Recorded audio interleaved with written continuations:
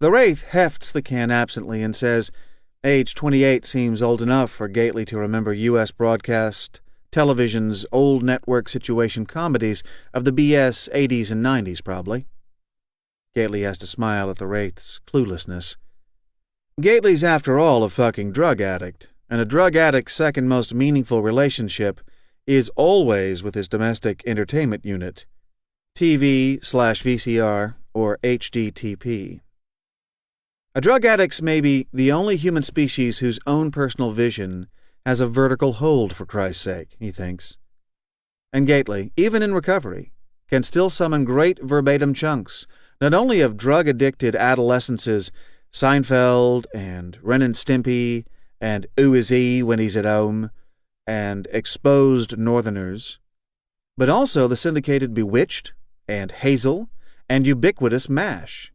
He grew to monstrous childhood size in front of, and especially the hometown, ensemble-casted Cheers, both the late network version with the stacked brunette and the syndicated older ones with the titless blonde, which Gately, even after the switch over to interlace and HDTP dissemination, felt like he had a special personal relationship with Cheers, not only because everybody on the show always had a cold foamer in hand, just like in real life, but because Gately's big childhood claim to recognition had been his eerie resemblance to the huge, neckless, simian-browed accountant Norm, who more or less seemed to live at the bar and was unkind but not cruel, and drank foamer after foamer without once hitting anybody's mom, or pitching over sideways and passing out in vomit somebody else had to clean up, and who looked right down to the massive square head and Neanderthal brow and paddle-sized thumbs, eerily like the child D.W. Bim Gately, hulking and necklace and shy, riding his broom handle, cirrhosis of the liver. And the Wraith on the heart monitor looks pensively down at Gately from upside down and asks, does Gately remember the myriad thespian extras on, for example, his beloved Cheers? Not the center stage Sam and Carla and Norm, but the nameless patrons always at tables, filling out the bar's crowd, concessions to realism, always relegated to back and foreground, and always having utterly silent conversations. Their faces would animate and mouths move realistically, but without sound. Only the named stars at the bar itself could audibilize. The Wraith says these fractional actors, human scenery, could be seen but not heard in most pieces of filmed entertainment. And Gately remembers them, the extras and all public scenes, especially like bar and restaurant scenes, or rather, remembers how he doesn't quite remember them, how it never struck his addled mind as, in fact, surreal, that their mouths moved but nothing emerged. And what a miserable fucking bottom-rung job that must be for an actor to be sort of human furniture. Figurants, the Wraith says they're called, these surreally mute background presences whose presence really revealed that the camera, like any eye, has a perceptual corner, a triage of who's important enough to be seen and heard versus just seen. A term from ballet, originally, figurant, the Wraith explains. The Wraith pushes his glasses up in the vaguely sniveling way of a kid that's just got slapped around on the playground, and says he personally spent the vast bulk of his own former animate life as pretty much a figurant.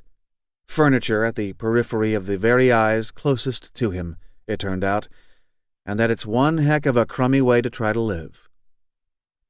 Gately, whose increasing self-pity leaves little room or patience for anybody else's self-pity, tries to lift his left hand and wiggle his pinky to indicate the world's smallest viola, playing the theme from The Sorrow and the Pity. But even moving his left arm makes him almost faint. And either the Wraith is saying or Gately is realizing that you can't appreciate the dramatic pathos of a figurant until you realize how completely trapped and encaged he is in his mute peripheral status.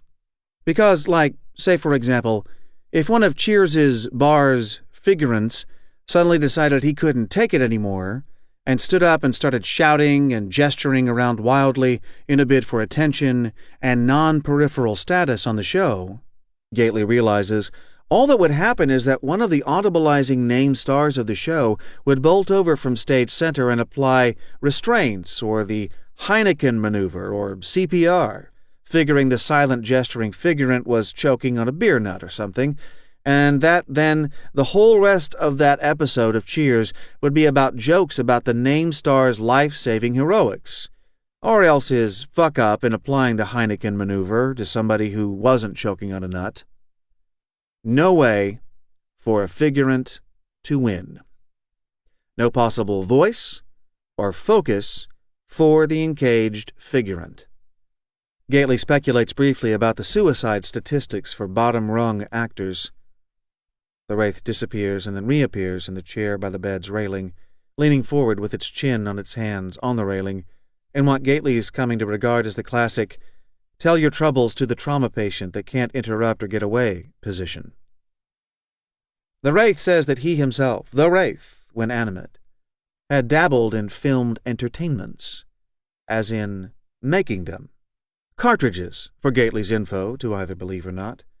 But in the entertainments the Wraith himself made, he says he goddamn bloody well made sure that either the whole entertainment was silent, or else if it wasn't silent, that you could bloody well hear every single performer's voice, no matter how far out on the cinematographic or narrative periphery they were, and that it wasn't just the self-conscious overlapping dialogue of a poseur like Schwulst or Altman. That is, it wasn't just the crafted imitation of oral chaos. It was real life's real egalitarian babble of figurantless crowds, of the animate world's real agora. The babble of crowds, every member of which was the central 342 and articulate protagonist of his own entertainment. It occurs to Gately he's never had any sort of dream where somebody says anything like vast bulk, much less agora, which Gately interprets as a kind of expensive sweater. Which is why, the Wraith is continuing, the complete unfiguranted egalitarian oral realism is why party-line entertainment critics always complained that the Wraith's entertainment's public area scenes were always incredibly dull and self-conscious and irritating, that they could never hear the really meaningful central narrative conversations for all the unfiltered babble of the peripheral crowd, which they assumed the babble/babel was some self-conscious viewer-hostile heavy art directorial pose instead of radical realism. The Wraith's grim smile almost disappears before it appears. Gately's slight, tight smile back is the way you can always tell he's not really listening.